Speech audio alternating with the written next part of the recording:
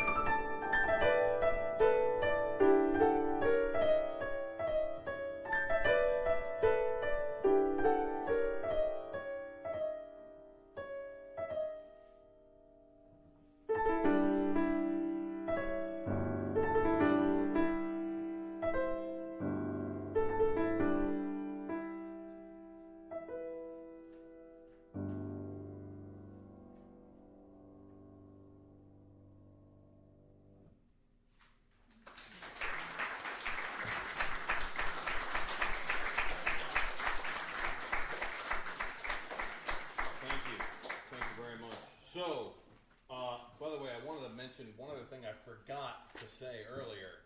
The thing that John Alden Carpenter is most well known for is not his music. It's the fact that he is the first person to call a piece jazz. He's got this piece that I did not play, the Crazy Cat, a jazz pantomime. So he wrote that in the 1920s, and jazz was popular music at the time, and it was a genre, but nobody called anything jazz. He was the first person to do that. So moving on from that, we're going to talk about, recently I was watching a video, don't ask me why, 5 nocturnes, not by Chopin, that you should know. Now let me explain that a nocturne is a night piece.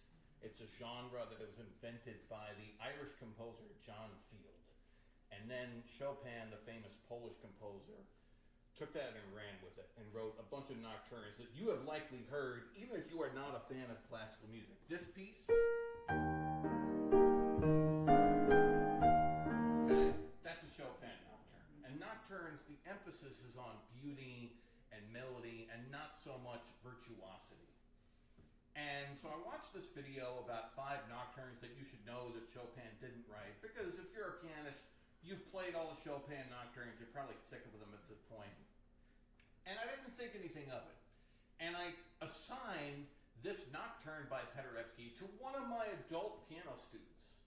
And she learned it, and then in the course of her learning it, I learned it, and then I thought, you know what, this piece is really good, so I'm going to play it now. Now, Paderewski is now best known for having his own edition of Chopin's piano music, because he was a pianist at the turn of the 20th century. He was famous in Europe, and actually his edition of the Chopin music is problematic because he changes things. And he became so famous that he became a politician, and he became Prime Minister of Poland. But he was not an effective politician. The only thing that he did good was he signed the Treaty of Versailles, which ended World War I. But he did compose this piece, which I'm going to play for you now. This is the Nocturne in B-flat major by Paderewski.